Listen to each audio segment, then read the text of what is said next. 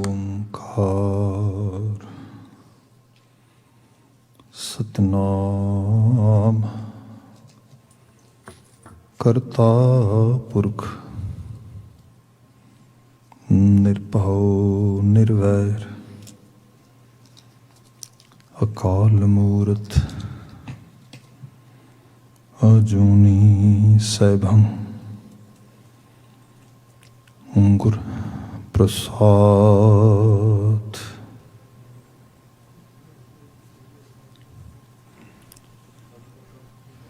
ਗਿਆਨ ਧਿਆਨ ਕਿਛ ਕਰਮ ਨਾ ਜਾਣਾ, ਨਾਹਿ ਨ ਨਿਰਮਲ ਕਰਨੀ। ਸਾਧ ਸੰਗਤ ਕੇ ਅੰਚਲ ਲਾਵੋ, ਬਿਖਮ ਨਦੀ ਜਾਏ ਤਰਨੀ। ਸਾਧ ਸੰਗਤ ਕੇ ਅੰਚਲ ਲਾਵੋ, ਬਿਖਮ ਨਦੀ ਜਾਏ ਤਰਨੀ। ਸਤਿਨਾਮ ਵਾਹਿਗੁਰੂ ਸਾਹਿਬ ਜੀਓ। ਮਹਲਾ ਤੀਜਾ। ਕਾਜਲ ਫੂਲ ਤੰਬੋਲ ਰਸ, ਲੈ ਤਨ ਕੀਆ ਸ਼ਿੰਗਾਰ। ਕਾਜਲ ਫੂਲ ਤੰਬੋਲ ਰਸ, ਲੈ ਤਨ ਕੀਆ ਸ਼ਿੰਗਾਰ। ਸੇਜੈ ਕੰਤ ਨਾ ਆਇਓ, ਏਵੇਂ ਭਇਆ ਵਿਕਾਰ। ਮਹਲਾ ਤੀਜਾ। ਤਨ ਫਿਰ ਇਹ ਨਾ ਆਖੀਐਨ, ਬਹਿਨ ਇਕੱਠੇ ਹੋਏ। ਏਕ ਜੋਤ ਦੋਇ ਮੂਰਤੀ, ਤਨ ਫਿਰ ਕਹੀਐ ਸੋਏ। ਪੌੜੀ। ਪਹਿ ਬਿਨ ਭਗਤ ਨ ਹੋਵਈ, ਨਾਮ ਨਾ ਲੱਗੈ ਪਿਆਰ। ਸਤਿਗੁਰ ਮਿਲੈ ਭਉ ਉਪਜੈ, ਭੈ ਪਾਏ ਰੰਗ ਸਵਾਰ। ਤਨ ਮਨ ਰਤਾ ਰੰਗ ਸਿਉ, ਹਉਮੈ ਤ੍ਰਿਸ਼ਨਾ ਮਾਰ। ਮਨ ਤਨ ਨਿਰਮਲ ਅਤਿ ਸੋਹਣਾ, ਭੇਟਿਆ ਕ੍ਰਿਸ਼ਨ ਮੁਰਾਰ। ਭਉ ਭਉ ਸਭ ਤਿਸ ਦਾ, ਸੋ ਸਚ ਵਰਤੈ ਸੰਸਾਰ। ਮਨ ਤਨ ਨਿਰਮਲ ਅਤਿ ਸੋਹਣਾ, ਭੇਟਿਆ ਕ੍ਰਿਸ਼ਨ ਮੁਰਾਰ। ਭਉ ਭਉ ਸਭ ਤਿਸ ਦਾ, ਸੋ ਸਚ ਵਰਤੈ ਸੰਸਾਰ। ਵਾਹਿਗੁਰੂ ਜੀ ਕਾ ਖਾਲਸਾ, ਵਾਹਿਗੁਰੂ ਜੀ ਕੀ ਫਤਿਹ। ਜੁਗੋ ਜੁਗ ਅਟਲ। ਧੰਨ ਧੰਨ ਗੁਰੂ ਗ੍ਰੰਥ ਸਾਹਿਬ ਜੀ, ਗੁਰੂ ਪਾਤਸ਼ਾਹ ਜੀ ਦੀ ਅਪਰ ਅਪਾਰ ਬਖਸ਼ਿਸ਼ ਮਿਹਰਾਮਤ। ਸ਼ਾਮ ਸਮੇਂ ਅਸੀਂ ਸਤਸੰਗਤ ਦੇ ਪਲ ਮਾਣ ਰਹੇ ਹਾਂ। ਗੁਰਬਾਣੀ ਵਿਆਖਿਆਨ ਦੇ ਵਿੱਚ ਸੂਹੀ ਕੀ ਵਾਰ ਮਹਲ ਤੀਜੇ ਕੀ ਇਹ ਚੱਲ ਰਹੀ ਹੈ।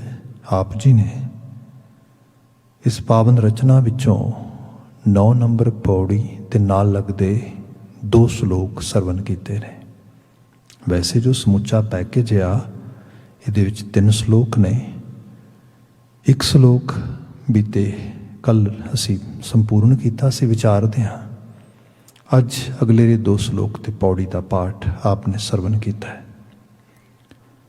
ਵਿਚਾਰ ਪ੍ਰਾਰੰਭ ਕਰ ਰਹੇ ਹਾਂ। ਜੋ ਇਹ 2 ਨੰਬਰ ਸ਼ਲੋਕ ਹੈ, ਜਿਵੇਂ ਆਪ ਨੇ ਪਿੱਛੇ ਸਰਵਨ ਕੀਤਾ ਹੈ, ਐਗਜ਼ੈਕਟਲੀ ਸੇਮ ਡਾਇਰੈਕਸ਼ਨ ਦੇ ਵਿੱਚ ਇਹ ਸਾਰੀ ਵਿਚਾਰ, ਸਾਰੀ ਵਿਆਖਿਆ ਜਾ ਰਹੀ ਹੈ। ਗੁਰਦੇਵ ਜ਼ਿਕਰ ਕਰ ਰਹੇ ਨੇ ਮਹਲਾ ਤੀਜਾ, ਕਾਜਲ ਫੂਲ ਤੰਬੋਲ ਰਸ ਲੈ ਤਨ ਕੀਆ ਸ਼ਿੰਗਾਰ। ਸ਼ਿੰਗਾਰ ਕਰਨ ਵਾਸਤੇ ਜੋ ਕੁਝ ਚੀਜ਼ਾਂ ਖਾਸ ਕਰਕੇ ਫੈਮਿਨਿਨ ਜੈਂਡਰ ਦੁਆਰਾ ਜੋ ਇਸਤਰੀ ਪੱਖ ਹੈ ਸਮਾਜ ਦਾ, ਉਹਦੇ ਦੁਆਰਾ ਯੂਜ਼ ਕੀਤਾ ਜਾਂਦਾ, ਉਹਨੂੰ ਐਗਜ਼ਾਮਪਲ ਦੇ ਤੌਰ 'ਤੇ ਲਿਆਂਦਾ ਗਿਆ। ਅਗੇਨ ਥੋੜ੍ਹੀ ਜਿਹੀ ਬੇਨਤੀ ਕਰ ਦੇਵਾਂ, ਇਹਦੇ 'ਚ ਬਾਤ ਸੁਸਾਇਟੀ ਦੇ ਬਿਹੇਵੀਅਰ ਦੀ ਵੀ ਹੈ, ਕਿਉਂਕਿ ਜਦੋਂ ਸਮਾਜ 'ਚ ਵੇਖਦੇ ਹਾਂ ਕਿ ਦੇਵਤਿਆਂ ਦੀ ਦੇਵੀਆਂ ਦੀ ਪੂਜਾ ਕਰਨੀ, ਦੇਵੀਆਂ ਤੇ ਦੇਵਤੇ ਕਿਸ ਚੀਜ਼ ਨੂੰ ਰਿਪਰੈਜ਼ੈਂਟ ਕਰਦੇ ਨੇ? ਗੁਣਾਂ ਨੂੰ। ਗੁਣ, ਜਿਹੜੀ ਦੈਵਕਤਾ ਆ, ਜਿਹਨੂੰ ਅਸੀਂ ਡਿਵਾਈਨ ਕਹਿੰਦੇ ਹਾਂ। What is divine? Divine is a higher level of humanity. we worship it, we praise it, we really actually admire on a higher level. But why aren't we following it? That is the main question. ਦੇਵਤਾ ਸਿੱਖੀ ਨੇ ਇਹ ਵਾਰ-ਵਾਰ ਸਿਖਾਇਆ। ਕੱਲੀ ਪੂਜਾ ਕਿਉਂ ਕਰਦਾ ਹੈ? ਹੋ ਕਿਉਂ ਨਹੀਂ ਜਾਂਦਾ? ਜਿਸ ਗੁਣ ਦੀ ਪੂਜਾ ਕਰ ਰਹੇ ਆ ਉਹ ਗੁਣ ਧਾਰਨ ਕਿਉਂ ਨਹੀਂ ਕਰਦਾ?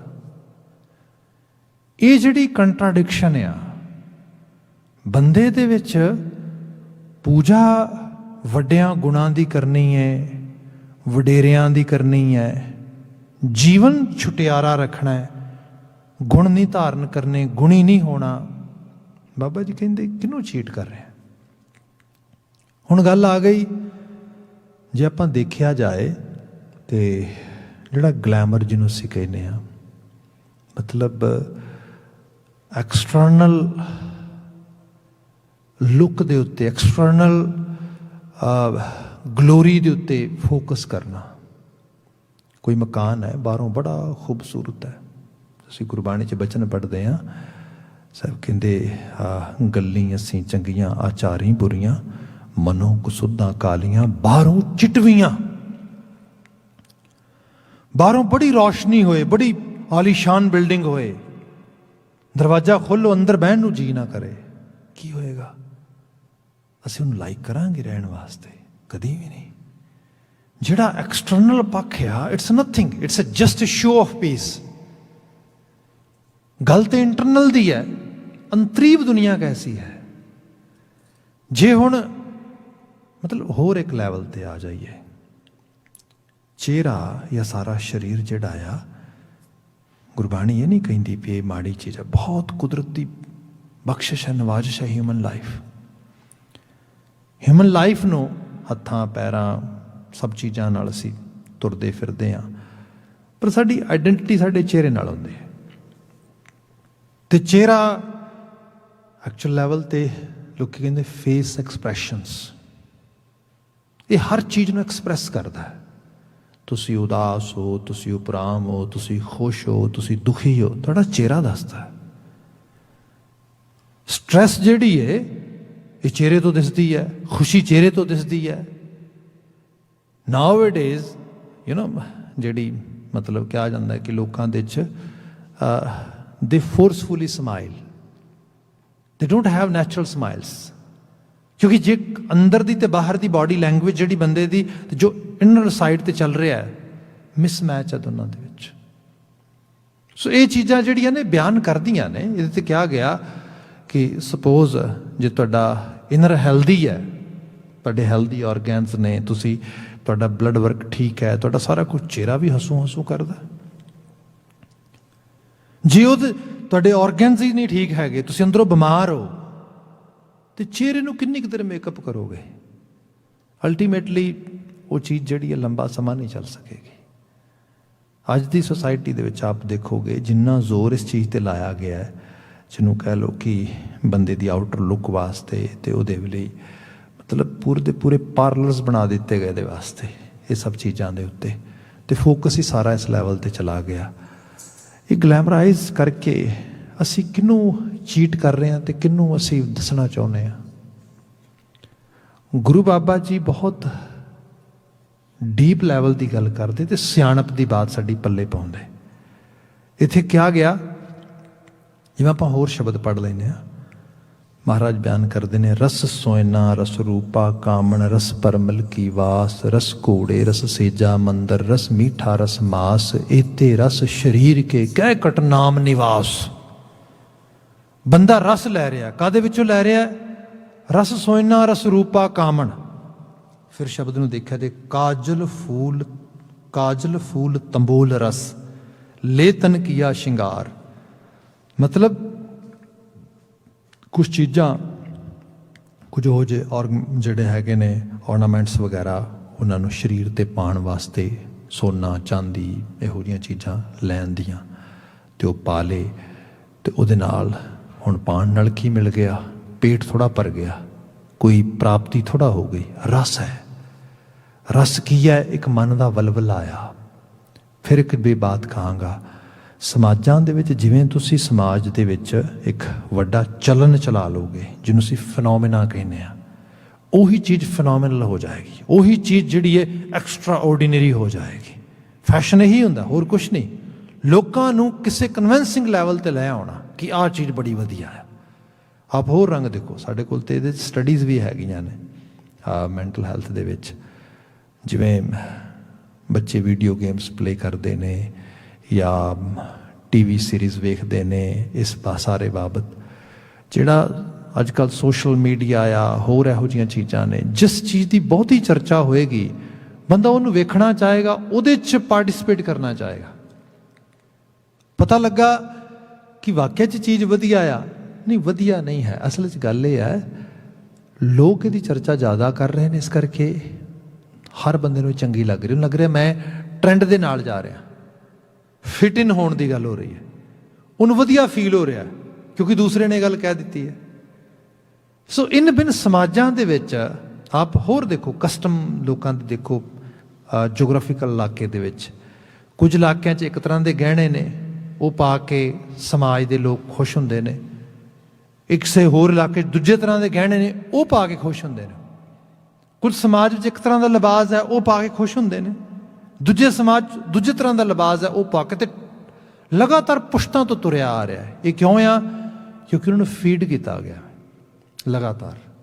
ਜੋ ਚੀਜ਼ ਲਗਾਤਾਰ ਸੁਣੀ ਗਈ, ਸਮਝਾਈ ਗਈ, ਅੰਦਰ ਚਲੀ ਗਈ, ਫਿਰ ਬੰਦੇ ਨੂੰ ਇਹ ਹੋ ਗਿਆ, ਹਾਂ ਜੇ ਐਵੇਂ ਦੇ ਗਹਿਣੇ ਪਾਵਾਂਗੇ, ਐਵੇਂ ਦੀ ਚੀਜ਼ ਪਾਵਾਂਗੇ, ਸੋਹਣੇ ਲੱਗਾਂਗੇ, ਐਵੇਂ ਦੇ ਜਿਹੜਾ ਹੈਗਾ ਲਿਬਾਸ ਹੋਏਗਾ, ਫਿਰ ਵਧੀਆ ਲੱਗੇਗਾ। ਬਹਿਰੂਨੀ ਤੌਰ 'ਤੇ ਸਰੀਰ ਦੀ ਲੋੜ ਨਾ ਰਹਿ ਗਈ, ਮਨ ਦੀ ਜ਼ਰੂਰਤ ਬਣ ਗਈ। ਜਦੋਂ ਇਹ ਸਮਝਾਤਾ ਗਿਆ, ਇੱਕ ਧਾਤ, ਇੱਕ ਮੈਟਲ ਐਸਾ ਆ ਜਿਹੜਾ ਬਹੁਤ ਮਹਿੰਗਾ ਆ,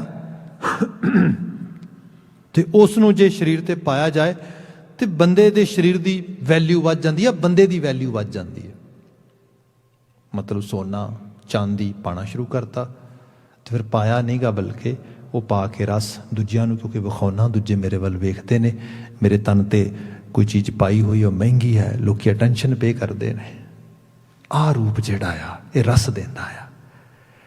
ਜਿੱਥੇ ਸਮਾਜ ਦੇ ਵਿੱਚ, ਤੇ ਖਾਸ ਕਰਕੇ ਇਸਤਰੀ ਨੂੰ ਸਿਰਫ ਇੱਕ ਆਬਜੈਕਟ ਦੇ ਤੌਰ 'ਤੇ ਵੇਖਿਆ ਗਿਆ ਤੇ ਉਵੇਂ ਟਰੀਟ ਕੀਤਾ ਗਿਆ, ਉਹਦੇ ਲਈ ਹੋ ਗਿਆ ਕਿ ਅਟੈਂਸ਼ਨ ਬਾਏ ਕੀਤੀ ਜਾਏ ਵੱਧ ਤੋਂ ਵੱਧ ਸਮਾਜ ਦੇ ਵਿੱਚ, ਖਾਸ ਕਰਕੇ ਉਸ ਹਿੱਸੇ ਦੀ, ਜਿਹੜਾ ਹਿੱਸਾ ਜਿਹਦੇ ਬਿਨਾਂ ਉਹਦਾ ਜੀਵਨ ਨਹੀਂ ਚੱਲ ਸਕਦਾ, ਜਿਵੇਂ ਖਾਸ ਕਰਕੇ ਪਤੀ ਹੈ।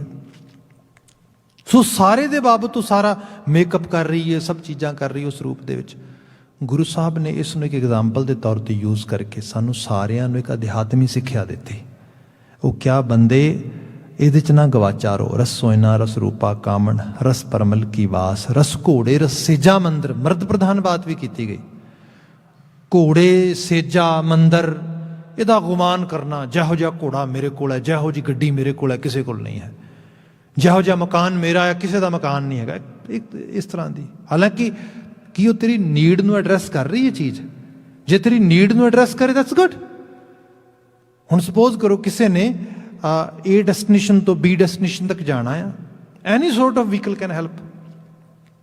ਜੇ ਉਹਦੇ ਵਿੱਚ ਬੰਦਾ ਕਹੇ ਨਹੀਂ ਸਟੇਟਸ ਸਿੰਬਲ ਬਣਾ ਲੈਣਾ ਇਸ ਨੂੰ, ਭਾਈ ਸਟੇਟਸ ਸਿੰਬਲ ਬਣਾ ਕੇ ਕੀ ਕਰੇਗਾ ਇਸ ਨੂੰ? जे हाँ तेरा सफ़र आ, तेनों ਉਹਦੇ 'ਚ ਕੋਈ ਕੰਫਰਟ ਚਾਹੀਦਾ ਹੈ, ਤੈਨੂੰ ਉੱਥੇ ਹੈਵੀ ਵਹੀਕਲ ਚਾਹੀਦਾ, ਲੈ ਭਾਈ ਉਸ ਚੀਜ਼ ਨੂੰ।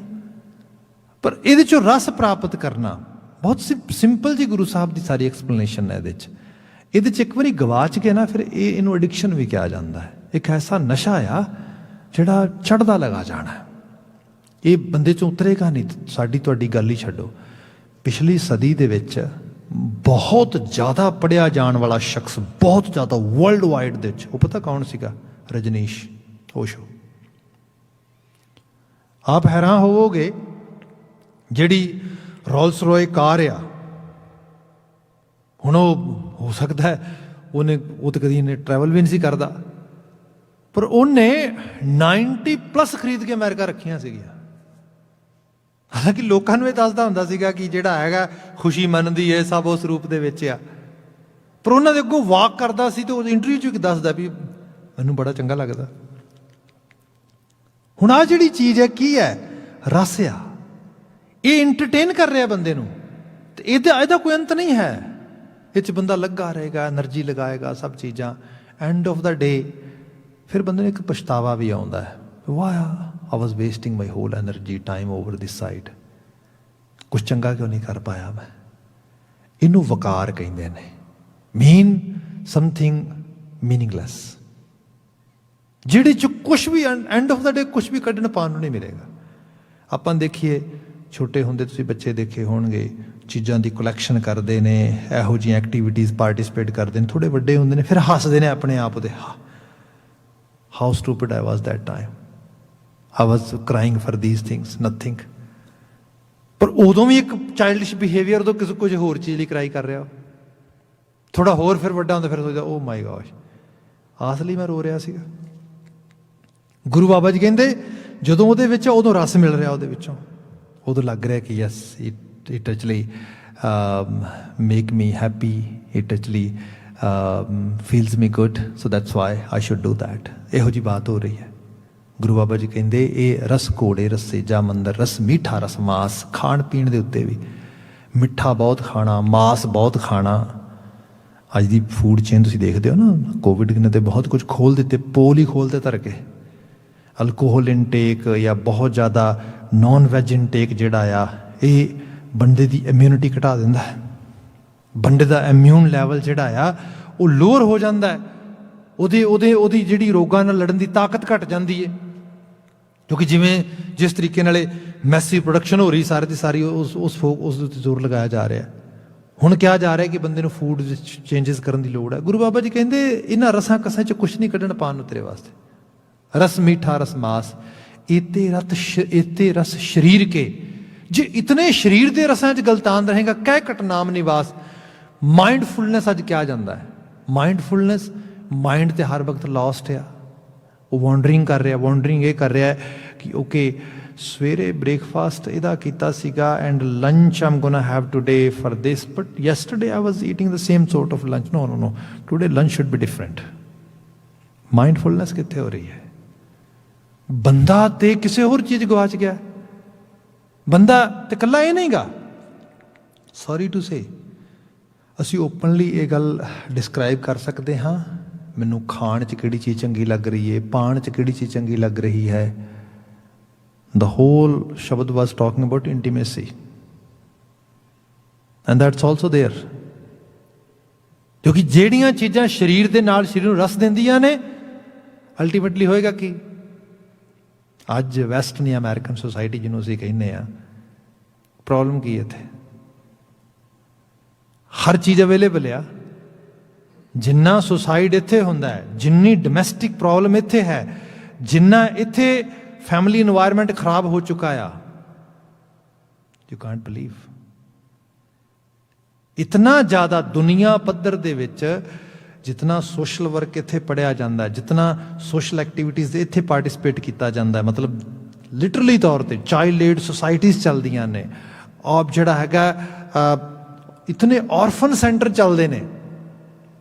ਤੁਸੀਂ ਕਿਤੇ ਨਾਰਥ ਨੂੰ ਟਰੈਵਲ ਕਰੋ ਨਾ, ਤੇ ਤੁਹਾਨੂੰ ਸ਼ਾਇਦ ਵੱਡਾ ਵੱਡਾ ਲਿਖਿਆ ਜਾਏਗਾ ਕਿ ਔਰਫਨ ਕਿਡਸ ਨੂੰ ਸੰਭਾਲਣ ਵਾਸਤੇ ਪੇਰੈਂਟਸ ਚਾਹੀਦੇ ਨੇ, ਕਾਲ ਹੇਅਰ।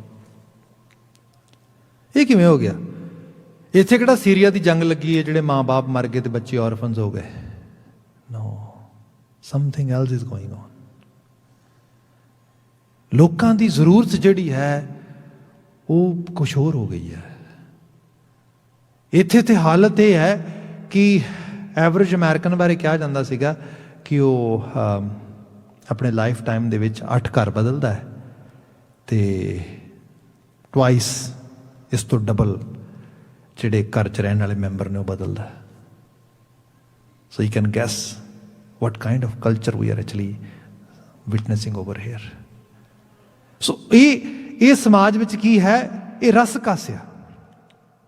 ਮਾਈਂਡਫੁਲ ਕਾਹਦੇ ਬਾਰੇ ਹੋਣਾ ਹੁੰਦਾ ਹੈ, ਜੋ ਕੋਲ ਆ ਉਹਨੂੰ ਸਹੀ ਤਰੀਕੇ ਨਾਲ ਸਮਝ ਪਾਉਣਾ, ਪੁਰਮਾਨਤਾ, ਉਹਦੀ ਸਿਗਨੀਫਿਕੇਸ਼ਨ, ਉਹਦੇ ਮੀਨਿੰਗਸ ਨੂੰ ਅੰਡਰਸਟੈਂਡ ਕਰ ਪਾਉਣਾ, ਮੀਨਿੰਗਫੁਲ ਵੇ ਨਾਲ ਜੀਣਾ। ਐਵੇਂ ਨਹੀਂ ਕਿ ਬਸ ਤੁਸੀਂ ਕਿਸੇ ਚੀਜ਼ ਨੂੰ ਸਪੋਜ਼ ਕਰੋ। ਹੁਣ ਭਾਈ ਪ੍ਰੋਫੈਸਰ ਪੂਰਨ ਸਿੰਘ ਕਹਿੰਦੇ ਅੰਨ ਦਾ ਸਵਾਦ ਵੀ ਨਾਮ ਦਾ ਸਵਾਦ ਹੈ। ਸਾਨੂੰ ਤੇ ਸਮਝਾਇਆ ਜਾਂਦਾ ਕਿ ਉਹ ਬੰਦੇ ਤੂੰ ਨਾ ਅਕਾਲ ਪੁਰਖ ਵਾਹਿਗੁਰੂ ਦਾ ਧੰਨਵਾਦ ਕਰਿਆ ਕਰ। ਤੂੰ ਕਿਆ ਕਰ ਵਿਦਾਤਾ, ਜੇ ਪ੍ਰਸਾਦ ਛੱਤੀ ਅੰਮ੍ਰਿਤ ਖਾਹੇ ਤਿਸ ਠਾਕੁਰ ਕੋ ਰਖ ਮਨ ਮਾਹੇ। ਹੁਣ 36 ਪਦਾਰਥਾਂ ਜਿਹੜੀ ਗੱਲ ਹੋਈ, ਭਗਤ ਫਰੀਦ ਜੀ ਨੇ ਕਿਹਾ ਫਰੀਦਾ ਰੁੱਖੀ ਸੁੱਖੀ ਖਾਏ ਕੈ ਠੰਡਾ ਪਾਣੀ ਪੀਓ। ਰੁੱਖੀ ਸੁੱਖੀ ਚੰਗੀ ਰੋਟੀ ਨਾ ਖਾਧੀ ਜਾਏ। ਇੱਕ ਪਾਸੇ ਭਗਤ ਧੰਨਾ ਜੀ ਇਹ ਬਿਆਨ ਕਰਦੇ ਕਿ ਦਾਲ ਸਿੱਧਾ ਮੰਗੂ ਘਿਓ ਹਮਰਾ ਖੁਸ਼ੀ ਕਰੇ ਨੇ ਤੇ ਜੀਓ, ਵੀ ਮੈਂ ਦਾਲ ਵੀ ਮੰਗਦਾ ਸਿੱਧਾ ਘਿਓ, ਥਿੰਦੀ ਰੋਟੀ, ਚੋਪੜੀ ਰੋਟੀ, ਵਧੀਆ ਪਦਾਰਥ ਖਾਣ ਨੂੰ ਮਿਲੇ। ਸ਼ਲੋਕ ਨੂੰ ਪੂਰਾ ਪੜੋ ਭਗਤ ਫਰੀਦ ਜੀ ਨੂੰ। ਉਹ ਕਹਿੰਦੇ ਫਰੀਦਾ ਰੁੱਖੀ ਸੁੱਖੀ ਖਾਏ ਕੈ ਠੰਡਾ ਪਾਣੀ ਪੀਓ, ਦੇਖ ਭਰਾਈ ਚੋਪੜੀ।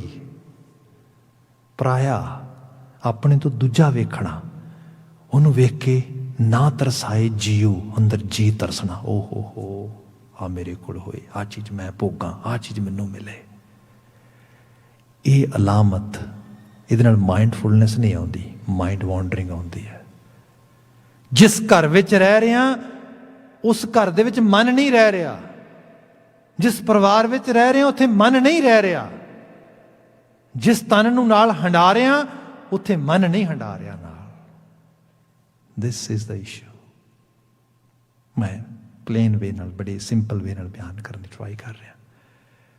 ਫਿਰ ਮਨ ਰਸ ਲੈ ਰਿਹਾ ਹੈ। ਸਪੋਜ਼ ਇਹਨੂੰ ਹੋਰ ਲਿਖ ਲੈਣਾ ਇਸ ਤਰੀਕੇ ਨਾਲ, ਮਨ ਦੇ 'ਚ ਨਾ ਦੋ ਚੀਜ਼ਾਂ ਚੱਲਦੀਆਂ ਨੇ। ਕਈ ਵਾਰ ਮਨ ਆਪਣੇ ਖਿਆਲਾਂ ਦੀ ਦੁਨੀਆ 'ਚ ਗਵਾਚਦਾ ਹੈ ਅਤੇ ਉਹਨੂੰ ਬੜਾ ਚੰਗਾ ਲੱਗਦਾ, ਉਹ ਰਸ ਆਉਂਦਾ। ਥੋੜ੍ਹੀ ਦੇਰ ਬਾਅਦ ਰਿਐਲਿਟੀ ਆਉਂਦੀ, oh my gosh what I was thinking, where I was going, that's not good, no no no no no. Guilt feel ਹੁੰਦਾ,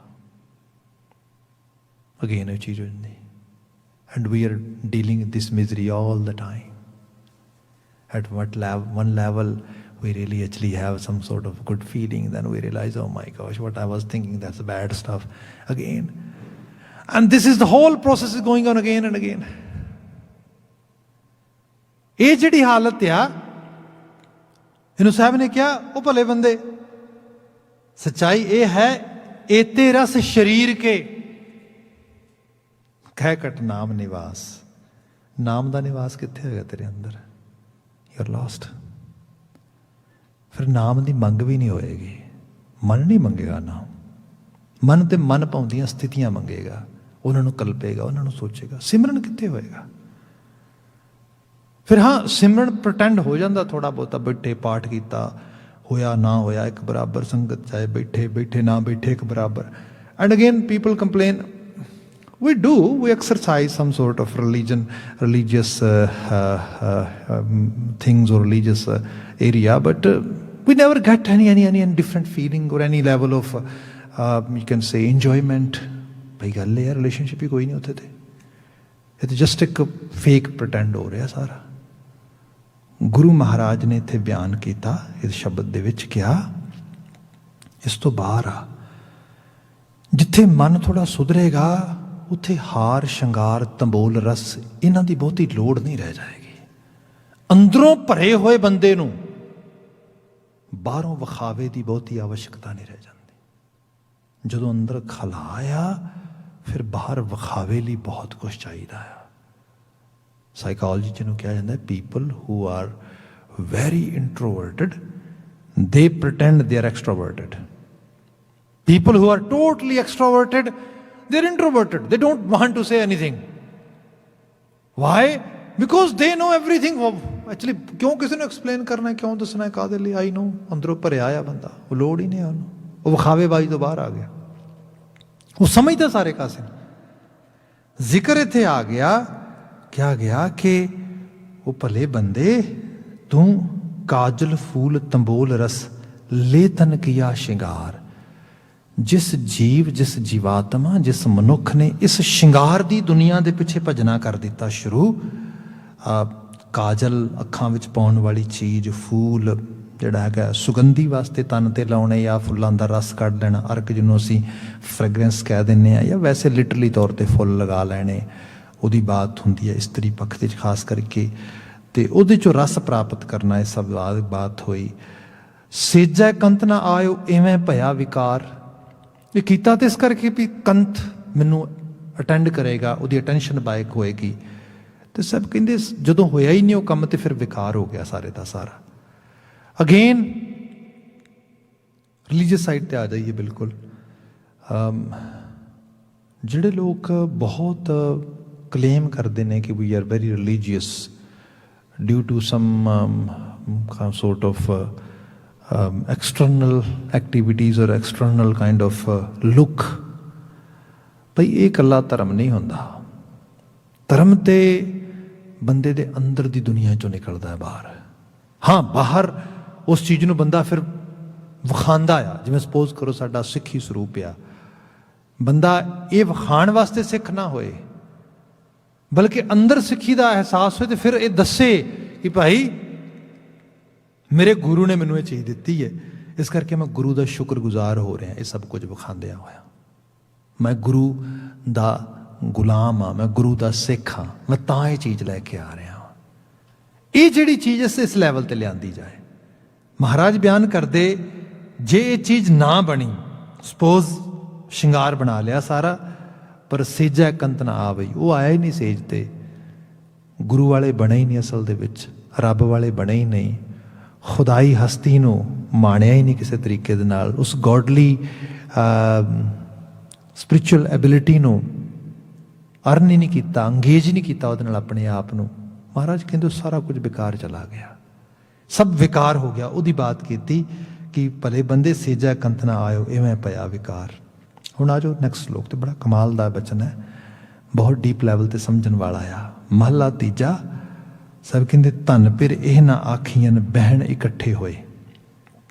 people are merely living together can not claim they are couple or they R husband wife. Baba ji Singh hair. ਇਹਨੂੰ ਇਸ ਤਰ੍ਹਾਂ ਕਹਿ ਲਓ, ਅਸੀਂ ਕਹਿੰਦੇ ਹਾਂ ਕਿ ਪਤੀ ਪਤਨੀ ਜਦੋਂ ਇਕੱਠੇ ਰਹਿ ਰਹੇ ਨੇ, ਤੇ ਇਹਦਾ ਮਤਲਬ ਸਾਡੇ ਇਸ ਕਲਚਰ 'ਚ ਜਾਂ ਲੀਗਲ ਸਿਸਟਮ ਦੇ ਵਿੱਚ ਹੈਗਾ ਕਿ two people start living together for at least a year, actually one whole year, then law consider them as a partner। ਇਸ ਤਰੀਕੇ ਨਾਲ ਹੋ ਜਾਂਦਾ ਹੈ। ਪਰ ਬਾਬਾ ਜੀ ਇਸ ਤੋਂ ਬਿਲਕੁਲ ਹਾਇਰ ਲੈਵਲ ਦੀ ਗੱਲ ਕਰਦੇ। ਬਾਬਾ ਜੀ ਕਹਿੰਦੇ a husband wife relationship doesn't get established just by living together। ਧਨ ਫਿਰ ਇਹ ਨਾ ਆਖੀਆਂ ਬਹਿਣ ਇਕੱਠੇ ਹੋਏ। ਇਹਦਾ ਮਾਇਨਾ ਕੀ ਹੋਇਆ? ਮਾਇਨਾ ਇਹ ਹੋਇਆ ਕਿ ਸਰੀਰ ਦੇ ਤਲ 'ਤੇ ਇਕੱਠੇ ਰਹਿਣਾ ਇਹ ਇਕੱਲਾ ਇਨਫ ਨਹੀਂ ਹੈਗਾ। ਸਾਂਝ ਹੈ ਮਨਾਂ ਦੀ। ਇਹਨੂੰ ਹੋਰ ਇੱਕ ਲੈਵਲ 'ਤੇ ਦੇਖ ਲੈਣਾ। ਤਨ ਦਾ ਤਨ ਦੇ ਪ੍ਰਤੀ ਸੁਮੇਲ ਤੇ ਉਹਦੀ ਕਸ਼ਿਸ਼, ਜਿਹੜੀ ਅਟਰੈਕਸ਼ਨ ਹੈਗੀ ਏ, ਇਹ ਵਾਸ਼ਨਾ ਪੈਦਾ ਕਰਦੀ ਹੈ। that is just lust, nothing else। let me allow to say few things over here on a bold level। Sometimes people get totally confused in three different things: lust, love, and romance। And I humbly request most of the time to parents, if your kids are going in that age, teenage and then toward adolescence age, they should at least know what is the difference between in these three categories: lust, love, and romance। वासना, स्नेह ਤੇ ਮੁਹੱਬਤ, ਇਹ ਕਿਹੜੀਆਂ ਚੀਜ਼ਾਂ ਨੇ?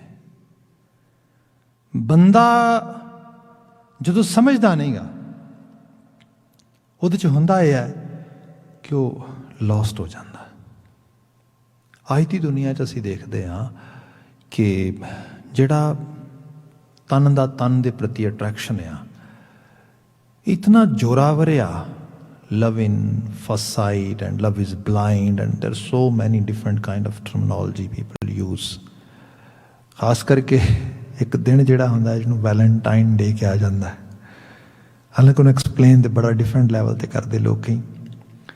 ਮੈਨੂੰ ਯਾਦ ਹੈ ਮੈਂ ਇੱਕ ਵਾਰੀ ਯੂਰਪ ਸੀਗਾ ਅਤੇ ਉੱਥੇ ਕੋਈ ਸੱਜਣ ਮੈਨੂੰ ਕਹਿੰਦੇ ਭਾਈ ਸਾਹਿਬ ਅੱਜ ਗੈਸ ਕਰੋ ਜਿਹੜਾ ਵਨ ਐਕਚੁਅਲੀ ਫਲਾਵਰ ਆਫ ਰੋਜ਼ ਜਿਹੜਾ ਆ ਉਹ ਕੀ ਕੋਸਟ ਕਰਦਾ ਹੋਏਗਾ। ਮੈਂ ਬੜਾ ਜਿਹੜੀ ਹੈਗੀ ਬੜੀ ਕਹਿ ਲਓ ਕਿ ਓਵਰ ਐਗਜ਼ੈਜੋਰੇਟ ਕਰਕੇ ਪ੍ਰਾਈਸ ਦੱਸੀ। ਉਹ ਕਹਿੰਦੇ ਨਥਿੰਗ, ਇਸ ਤੋਂ 3 ਟਾਈਮ ਹਾਈ ਹੈ ਪ੍ਰਾਈਸ। ਮਿਲ ਹੀ ਨਹੀਂ ਰਹੇ ਰੈੱਡ ਰੋਜ਼ਿਸ ਮਾਰਕੀਟ ਦੇ 'ਚ, ਇੰਨੀ ਕੀਮਤ ਵੱਧ ਗਈ। ਕੀ ਹੋਇਆ?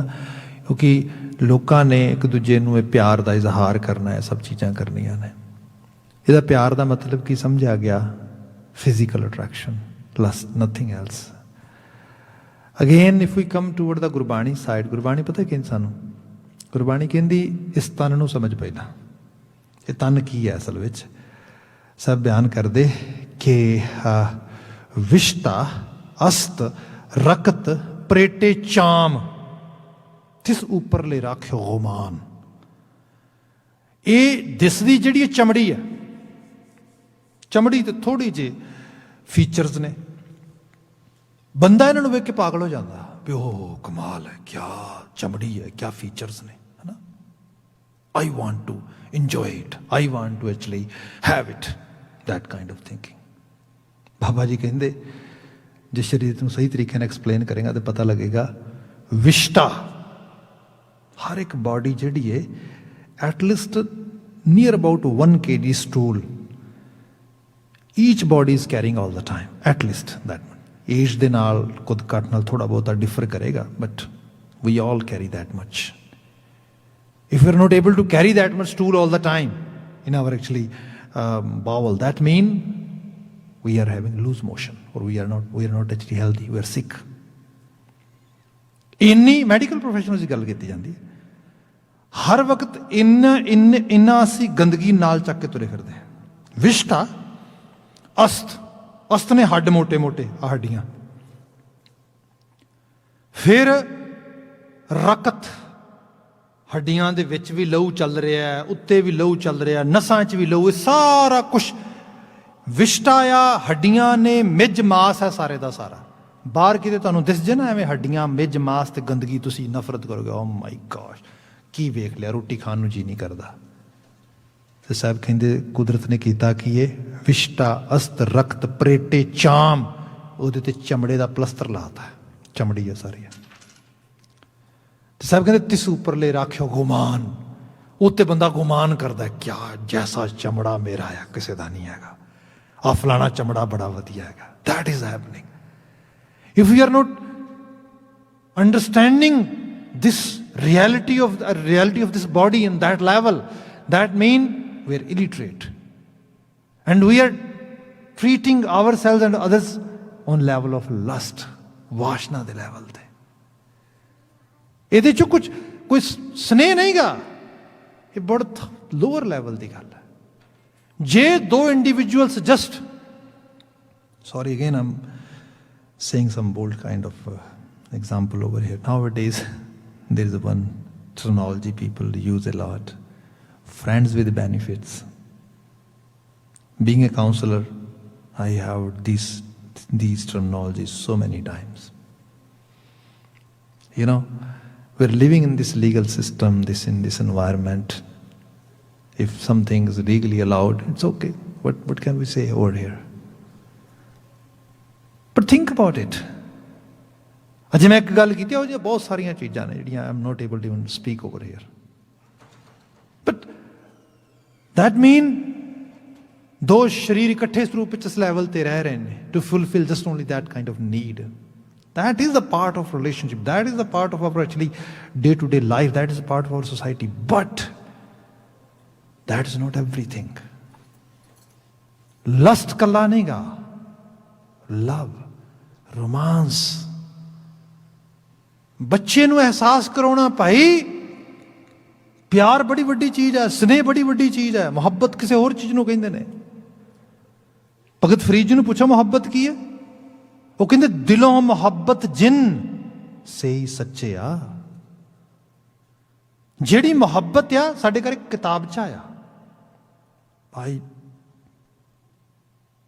very politely and humbly request to everyone who can speak, who can actually read Punjabi Gurmukhi letters, please read this book. The name is Chup Preet da Shahnshah. In this culture, people teach us, if you love someone, you have to say out loud, I love you. Without that, no one can understand, no one can actually get this message. And here in this book, Professor Purn Singh is saying, if you have love with someone, you don't have to say out loud. Love speaks itself. Chup Preet da Shahnshah. ਪਿਆਰ ਆਪਣੇ ਆਪ ਬੋਲਦਾ ਹੈ, ਇਹਦੀ ਸ਼ਹਿਨਸ਼ਾਹੀਅਤ ਹੁੰਦੀ ਹੈ। ਸੋ ਇਹ ਹੈ ਰਿਲੇਸ਼ਨਸ਼ਿਪ। ਇਸ ਨੂੰ ਜੇ ਇੰਜੋਏ ਕਰਨਾ ਇਸ ਲੈਵਲ ਤੇ, ਫਿਰ ਇਹਦੇ 'ਚ ਇਹ ਹੈ ਬੰਦੇ ਦਾ ਮਤਲਬ ਸੋਚ ਦਾ ਲੈਵਲ ਸਪਿਰਿਚੁਅਲ ਹੋ ਜਾਏ। ਗੁਰੂ ਬਾਬਾ ਜੀ ਇੱਥੇ ਬਿਆਨ ਕਰਦੇ, ਧਨ ਫਿਰ ਇਹ ਨਾ ਆਖੀਆਂ ਬਹਿਣ ਇਕੱਠੇ ਹੋਏ। ਫਿਰ ਕਿਵੇਂ ਹੋਏਗਾ ਮਹਾਰਾਜ? ਏਕ ਜੋਤ ਦੋਏ ਮੂਰਤੀ। ਏਕ ਜੋਤ, ਇਹਨੂੰ ਕੰਪਲੀਟਲੀ ਪੰਜਾਬੀ ਲਿਟਰੇਚਰ ਦੀ ਸਾਈਡ ਤੋਂ ਸਾਹਿਤਕ ਭਾਸ਼ਾ ਵਿੱਚ ਬਾਤ ਕਰਾਂ ਨਾ, ਬਿਲਕੁਲ ਪੂਰੀ ਤਰ੍ਹਾਂ, ਅਸੀਂ ਦੋ ਜੀਆਂ ਨੂੰ ਹਮਸਫਰ ਹੋਣ ਲਈ ਤੋਰਦੇ ਹਾਂ ਵੀ ਹਮਸਫਰ ਨੇ। ਉਹਨਾਂ ਅਸੀਂ ਕਹਿੰਦੇ ਹਾਂ ਤੁਸੀਂ ਹਮਸਾਇਆ ਰਿਹਾ ਜੇ, ਤੁਸੀਂ ਹਮ ਕਦਮ ਹੋਇਆ ਜੇ, ਹਮਤਾਲ ਹੋਇਆ ਜੇ, ਹਮ ਰਵਾਂ ਹੋ ਕੇ ਚੱਲਿਆ ਜੇ। ਚੇਤੇ ਰੱਖਿਆ ਜੇ ਦੋ individuals if they really want to on that level, ਜਿੱਥੇ ਉਹ ਆਪਣੇ ਆਪ ਨੂੰ ਕਲੇਮ ਕਰਨ ਅਸੀਂ ਹਮ ਸਫਰ ਹਾਂ, ਅਸੀਂ ਹਮਸਾਇਆ ਹਾਂ, ਹਮ ਰਾਜ਼ ਹਾਂ, ਅਸੀਂ ਹਮ ਰਵਾਂ ਹਾਂ, ਅਸੀਂ ਹਮ ਤਾਲ ਹਮ ਕਦਮ ਹਾਂ, ਭਾਈ ਓਨੀ ਦੇਰ ਤੱਕ ਇਹ ਕੁਝ ਨਹੀਂ ਕੰਮ ਕਰੇਗਾ ਜਿੰਨੀ ਦੇਰ ਤੱਕ ਦੋਨੋਂ ਜਿਸ ਨੂੰ ਕਹਿ ਸਕਦੇ ਹੈਗੇ ਆ ਕਿ ਹਮ ਆਵਾਜ਼ ਨਹੀਂ ਹੁੰਦੇ, ਹਮ ਸੋਚ ਨਹੀਂ ਹੁੰਦੇ। ਇੱਕ ਲੈਵਲ ਤੇ ਸੋਚ ਦਾ ਲੈਵਲ ਨਹੀਂ ਹੁੰਦਾ। ਜੇ ਹਮ ਖਿਆਲੀਅਤ ਨਹੀਂ ਆਉਂਦੀ, ਬਾਕੀ ਸਾਰਾ ਕੁਝ ਨਹੀਂ ਹੋਏਗਾ। ਇਹਨੂੰ ਹੋਰ ਸਰਲ ਕਰ ਲਿਓ, ਜੋ ਇੱਕ ਦਾ ਮੂੰਹ ਬੋਲਦਾ ਆ, ਦੂਜੇ ਦਾ ਦਿਲੋਂ ਤੜਕੇ। ਜੋ ਇੱਕ ਦੇ ਦਿਲ 'ਚ ਤੜਕ ਰਿਹਾ ਹੈ, ਦੂਸਰੇ ਦੀ ਆਵਾਜ਼ ਉਹ ਬੋਲ ਰਹੀ ਹੈ। ਇਹ ਹੈ ਏਕ ਜੋਤ ਦੋਏ ਮੂਰਤੀ। ਆਈਡੀਅਲ ਰਿਲੇਸ਼ਨਸ਼ਿਪ ਇਹਨੂੰ ਕਹਿੰਦੇ ਆ। ਜੇ ਇਸ ਲੈਵਲ ਤੇ ਬੰਦਾ, ਤੇ ਇਹ ਤਾਂ ਹੋ ਪਾਏਗਾ। ਦੇਖੋ ਇੱਕ ਚੀਜ਼ ਹੋਰ ਲੈ ਲੈਣਾ, ਗੁਰੂ ਤੇ ਰੱਬ ਨੂੰ ਪਾਉਣਾ ਆ। ਗੁਰੂ ਵੀ ਜੋਤ ਹੈ, ਰੱਬ ਵੀ ਜੋਤ ਹੈ। ਜਿਸ ਬੰਦੇ ਨੂੰ ਫਿਜ਼ੀਕਲ ਰਿਲੇਸ਼ਨਸ਼ਿਪ ਧਰਤੀ ਤੇ ਅੰਗੇਜ ਕਰਨੀ ਨਹੀਂ ਆਉਂਦੀ, ਅਰਨ ਕਰਨੀ ਨਹੀਂ ਆਉਂਦੀ, ਉਹ ਗੁਰੂ ਤੇ ਰੱਬ ਨੂੰ ਕੀ ਪਾਏਗਾ? ਪਹਿਲਾਂ ਪਤੀ ਨੂੰ ਪਾਉਣਾ ਆਵੇ, ਪਤਨੀ ਨੂੰ ਪਾਉਣਾ ਆਵੇ, ਗੁਰੂ ਨੂੰ ਪਾ ਸਕੋਗੇ, ਰੱਬ ਨੂੰ ਪਾ ਸਕੋਗੇ। ਜਿਸ ਸਾਖਸ਼ਾਤ ਸਾਹਮਣੇ ਜੋਤ ਜਿਹੜੀ ਇੱਕ ਦੂਜੇ ਤੇ ਰਵ ਰਹੀ ਹੈ। ਇੱਕ ਚੀਜ਼ ਹੋਰ ਲੈ ਲਓ, ਇੱਕ ਦੂਜੇ ਦਾ ਸੁਭਾਅ ਨਹੀਂ ਪਾ ਸਕਦਾ ਬੰਦਾ, ਰੱਬ ਦੇ ਸੁਭਾਅ ਨੂੰ ਕਿੱਥੇ ਪਾਏਗਾ? ਗੁਰੂ ਦੇ ਸੁਭਾਅ ਨੂੰ ਕਿੱਥੇ ਪਾਏਗਾ? ਆ ਰੂਪ ਆ। If we are not able to match our values, our nature, our actually you can say some sort of ideals, then destiny match ਕਿੱਥੇ ਹੋਏਗੀ ਸਾਡੀ? ਇਸ ਲਈ ਦੋ ਇੰਡੀਵਿਜੂਅਲਸ ਨੇ, ਡੈਸਟਨੀਜ਼ ਵੀ ਦੋ ਨੇ ਉੱਥੇ। One want to achieve this destiny, second one want to achieve this destiny. ਥੋੜੀ ਹੈ ਤੇ ਬਿਲਾਸ ਜੇ ਵਾਲੀ ਬੁੱਕ, ਇੰਗਲਿਸ਼ ਵਿੱਚ ਵੀ ਇੱਕ ਬੁੱਕ ਬੜੀ ਹੈ, ਮੈਨੂੰ ਤਾਂ ਕਾਫੀ ਅਪੀਲਿੰਗ ਲੱਗਦੀ ਉਹ ਪੜ੍ਹਨ ਦੇ ਵਿੱਚ। ਥਿੰਕ ਲਾਈਕ ਏ ਮੈਨ, ਐਕਟ ਲਾਈਕ ਏ ਲੇਡੀ। ਬੰਦਾ ਕਿਸੇ ਹੋਰ ਜਿਹੜਾ ਹੈਗਾ ਪਲੈਨਟ ਤੇ ਰਹਿ ਰਿਹਾ, ਲੇਡੀ ਕਿਸੇ ਹੋਰ ਪਲੈਨਟ ਤੇ ਰਹਿ ਰਹੀ ਹੈ। And there is no actually kind of match. And due to that reason, the whole family suffer. When I'm saying family suffers, that means kids, extended families, whole society, it suffers. ਇੱਥੋਂ ਫਿਰ ਉਹ ਚੀਜ਼ਾਂ ਨਿਕਲੀਆਂ ਜਿੱਦਾਂ ਮੈਂ ਪਹਿਲਾਂ ਬਾਤ ਕੀਤੀ ਹੈ।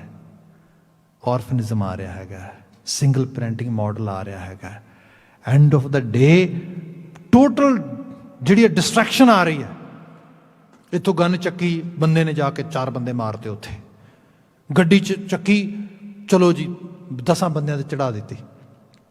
ਫਿਰ ਉਹਦੇ 'ਚ ਇੱਕ ਡਿਫਰੈਂਟ ਲੈਵਲ ਆ ਗਿਆ ਕਿ ਆ ਜੀ ਟੈਰਰਿਜ਼ਮ ਆ ਗਿਆ, ਫਲਾਣੀ ਚੀਜ਼ ਆ ਗਈ, ਫਲਾਣੀ ਚੀਜ਼ ਆ ਗਈ। ਭਾਈ ਇਹ ਕਿਵੇਂ ਹੋ ਗਿਆ? ਕੋਈ ਬੰਦਾ ਸੁਸਾਇਟੀ ਨੂੰ ਟੈਰੀਫਾਈ ਕਰਨ ਵਾਸਤੇ ਇਸ ਤਰੀਕੇ ਦੇ ਨਾਲ ਤੁਰ ਪਿਆ। ਇਹ ਇੰਡੀਵਿਜੂਅਲ ਕਿੱਥੋਂ ਆ ਗਏ? ਇਹ ਡਿਸਟਰਬੈਂਸ ਸਾਰੇ ਦੀ ਸਾਰੀ ਜਿਹੜੀ ਹੈ ਉਹਨਾਂ ਦੇ ਬ੍ਰੇਨ ਨੇ ਕੈਰੀ ਕੀਤੀ, ਮਾਈਂਡ ਨੇ ਕੈਰੀ ਕੀਤੀ, ਸੁਸਾਇਟੀ ਨੇ ਫੀਡ ਕੀਤੀ। ਸੁਸਾਇਟੀ ਦੇ 'ਚੋਂ ਫੈਮਿਲੀ ਮਾਡਲ ਜਿਹੜਾ ਉਹ ਕਿੱਥੇ ਚਲਾ ਗਿਆ? ਗੁਰੂ ਬਾਬਾ ਜੀ ਬਿਆਨ ਕਰਦੇ, ਜੇ ਧਨ ਪਿਰ ਦੀ ਬਾਤ ਹੈ, ਜੇ ਉਹ ਲੈਵਲ ਉਸ ਤਰੀਕੇ ਨਾਲ ਹੋਏਗਾ, ਅਗਾਂ ਸੁਸਾਇਟੀ ਕੈਸੀ ਹੋਏਗੀ? ਖਲੀਲ ਜ਼ਿਬਰਾਨ ਦੀ ਗੱਲ ਕਹਿ ਕੇ ਫਿਰ ਵਾਈਂਡ ਅਪ ਕਰ ਦੇਣਾ, ਜਿਸ ਸਮਾਂ ਬਣਿਆ ਪੌੜੀ ਦਰਦ ਕਰ ਦਿਆਂਗਾ। ਖਲੀਲ ਨੂੰ ਕਿਸੇ ਨੇ ਪੁੱਛਿਆ ਸੀ ਆ ਕੇ, ਖਲੀਲ ਮੈਂ ਕੁਝ ਮਨੀ ਅਰਨ ਕੀਤੀ ਸੁਸਾਇਟੀ 'ਚੋਂ, ਸਟੇਟਸ ਬਣਾ ਲਿਆ, ਸਭ ਕੁਝ ਕਰ ਲਿਆ, ਹੁਣ ਇਹ ਹੈ ਕਿ I really want to pay back to society something, so what would you suggest? ਮੈਂ ਸੁਸਾਇਟੀ ਨੂੰ ਕੀ ਕਰਾਂ? ਲੋਕੀ ਕਹਿੰਦੇ ਨੇ ਕਈ ਵਾਰੀ, ਤੂੰ ਇੱਕ ਕੰਮ ਕਰ, ਤੂੰ ਇੱਕ ਸਕੂਲ ਬਣਾ ਦੇ, ਤੂੰ ਇੱਕ ਕੰਮ ਕਰ, ਤੂੰ ਨਾ ਕਿਤੇ ਨਲਕਾ ਲਵਾ ਦੇ, ਸਾਡੇ ਉੱਥੇ ਹੁੰਦਾ ਸੀਗਾ, ਖੂਹ ਪਟਵਾ ਦੇ, ਜਾਂ ਤੂੰ ਕਿਤੇ ਗੁਰਦੁਆਰੇ 'ਚ ਕਮਰਾ ਬਣਵਾ ਦੇ, you know that kind of think we have. Khalil Gibran ਥੋੜ੍ਹੀ ਦੇਰ ਚੁੱਪ ਰਹਿੰਦਾ, ਸੋਚਦਾ, ਸੋਚ ਕੇ ਕਹਿੰਦਾ ਯੂ ਨੋ ਤੂੰ ਵਾਕਿਆ 'ਚ ਕੁਝ ਕੰਟਰੀਬਿਊਟ ਕਰਨਾ ਚਾਹੁੰਦਾ ਸੁਸਾਇਟੀ ਦੇ ਵਿੱਚ? ਕਹਿੰਦਾ ਇਹ ਚਾਹਤ ਹੈ, ਮੈਂ ਸੁਸਾਇਟੀ ਨੂੰ ਕੁਝ ਪੇ ਬੈਕ ਕਰਨਾ ਚਾਹੁੰਦਾ। ਕਹਿੰਦਾ ਫਿਰ ਇੱਕ ਕੰਮ ਕਰ, ਸੁਸਾਇਟੀ ਨੂੰ ਚੰਗੀ ਔਲਾਦ ਪਾਲ ਕੇ ਦੇ, ਇਸ ਤੋਂ ਵਧੀਆ ਕੋਈ ਹੋਰ ਸੁਸਾਇਟੀ 'ਚ ਕੰਟਰੀਬਿਊਸ਼ਨ ਨਹੀਂ ਹੈਗਾ। ਜੇ ਅਸੀਂ ਸਮਾਜ ਦੇ ਵਿਹੜੇ ਦੇ ਵਿੱਚ ਚੰਗੇ ਫੁੱਲ ਲਗਾ ਦਿਆਂਗੇ, ਜਦੋਂ ਹਵਾ ਆਏਗੀ ਉਹ ਜਿਹੜੇ ਫੁੱਲ ਨੇ ਉਹ ਖੁਸ਼ਬੂ ਵੰਡਣਗੇ, ਮਹਿਕਾਂ ਵੰਡਣਗੇ। ਜਦੋਂ ਖੁਸ਼ਬੂ ਵੰਡਣਗੇ, ਫੁੱਲਾਂ ਦੇ ਵਿੱਚੋਂ ਖੁਸ਼ਬੂ ਮਹਿਕ ਚਾਰ ਚੁਫੇਰੇ ਫੈਲੇਗੀ, ਲੋਕ ਪੁੱਛਣਗੇ ਇਹਨਾਂ ਫੁੱਲਾਂ ਦਾ ਮਾਲੀ ਕੌਣ ਸੀਗਾ ਭਾਈ? ਤੇ ਇੱਕ ਚੀਜ਼ ਹੋਰ ਦੇਖ ਲੈਣੀ, ਬੜੀ ਲੰਮੀ ਚੌੜੀ ਬਾਤ ਹੈ, ਵੈਸੇ ਟੂਕ ਮਾਤਰ ਬਿਆਨ ਕਰਦਾ। ਉਹ ਕਹਿੰਦਾ ਹੈ ਗੱਲ ਤੇ ਠੀਕ ਹੈ ਖਲੀਲ, ਪਰ ਗੱਲ ਇਹ ਹੈ ਉਹ ਚੰਗੇ ਸੁਸਾਇਟੀ ਦੇ ਵਿਹੜੇ 'ਚ ਫੁੱਲ ਲਾਉਣ ਵਾਸਤੇ ਉਹਦੇ ਲਈ ਕੀ ਕਰਨਾ ਪਏਗਾ? ਭਾਈ ਉਹਦੇ ਲਈ ਇਹ ਹੈ ਜਿਹਨੂੰ ਅਸੀਂ ਹਸਬੈਂਡ ਵਾਈਫ ਰਿਲੇਸ਼ਨਸ਼ਿਪ ਕਹਿੰਦੇ ਆ ਨਾ, ਇਹ ਐਕਚੁਅਲੀ ਇੱਕ ਦੂਜੇ ਦੇ ਹੋ ਜਾਣ ਵਿੱਚੋਂ ਨਿਕਲਦੀ ਹੈ। ਤੇ ਇੱਕ ਦੂਜੇ ਵਿੱਚੋਂ ਹੋ ਜਾਣ ਦਾ ਮਤਲਬ ਪਤਾ ਕੀ ਹੁੰਦਾ? ਆਪਣੇ ਆਪ ਨੂੰ ਮਿਟਾ ਦੇਣਾ, ਦੂਸਰੇ ਨੂੰ ਫੋਲੋ ਕਰ ਲੈਣਾ। ਦੂਸਰਾ ਪਹਿਲੇ ਨੂੰ ਮਿਟਾ ਦੇਵੇ ਤੇ ਆਪਣੇ ਦੂਜੇ ਨੂੰ ਫੋਲੋ ਸ਼ੁਰੂ ਕਰਨਾ ਕਰ ਦੇ। ਫਿਰ ਦੋਵੇਂ ਇੱਕ ਲੈਵਲ ਤੇ ਜਾ ਕੇ ਐਸੇ ਆ, ਕਿਉਂ ਨਾ ਆਪਾਂ ਦੋਨਾਂ ਨੇ ਇੱਕ ਦੂਜੇ ਨੂੰ ਆਪਣੇ ਆਪ ਨੂੰ ਮਿਟਾ ਦੇਣਾ ਹੈ, ਫਿਰ ਫੋਲੋ ਕਿਹਨੂੰ ਕਰੀਏ? ਕਿਸੇ ਹਾਇਰ ਲੈਵਲ ਨੂੰ। ਇੱਥੇ ਬਾਤ ਆਉਂਦੀ ਹੈ। ਇਹ ਹੈ ਐਕਚੁਅਲੀ ਇਹੀ ਰਾਹ ਸਪਿਰਿਚੁਅਲਿਟੀ ਦਾ ਰਾਹ ਆ। ਗੁਰੂ ਬਾਬਾ ਜੀ ਨੇ ਬਾਤ ਕੀਤੀ, ਇਹ ਹੈ ਭਾਈ ਏਕ ਜੋਤ ਦੋਇ ਮੂਰਤੀ ਤਨ ਪਿਰ ਕਹੀਆਂ ਸੋਏ ਪੌੜੀ, ਭੈ ਬਿਨ ਭਗਤ ਨਾ ਹੋਵੇ ਨਾਮ ਨਾ ਲੱਗੈ ਪਿਆਰ। ਇਹਦੇ 'ਚ ਫਿਰ ਪੌੜੀ 'ਚ ਭੈ ਦੀ ਗੱਲ ਆ ਰਹੀ ਹੈ। ਲਾਵਾਂ ਦੇ ਪਾਠ 'ਚ ਛੋਟੀ ਐਗਜ਼ਾਮਪਲ ਕਰਕੇ ਵਾਈਂਡ ਅਪ ਕਰ ਦੇਣਾ। ਪੌੜੀ we going to explain tomorrow.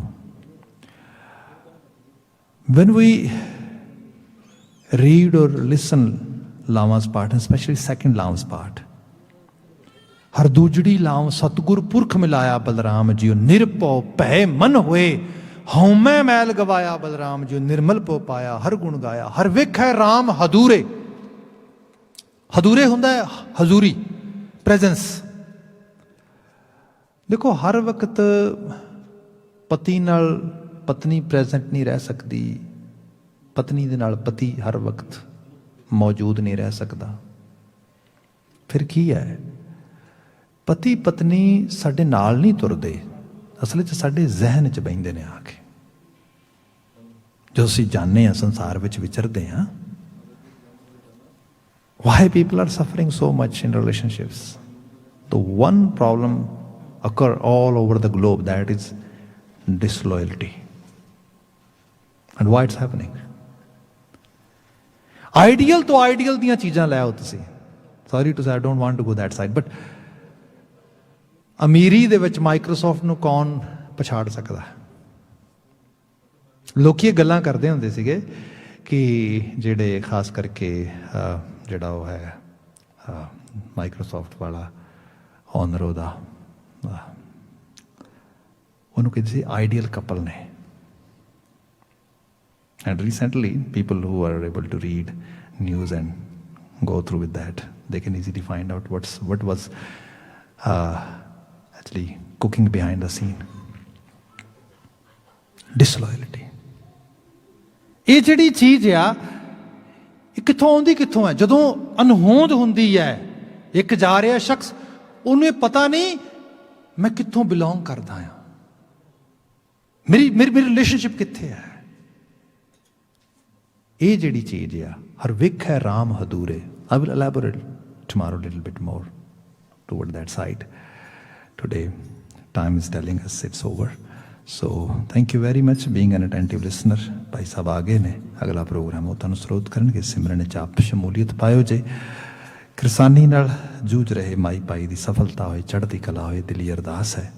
ਇੱਥੇ ਸਮਾਪਤੀ ਕਹਿ ਦੇਣਾ ਜੀ। ਵਾਹਿਗੁਰੂ ਜੀ ਕਾ ਖਾਲਸਾ, ਵਾਹਿਗੁਰੂ ਜੀ ਕੀ ਫਤਿਹ।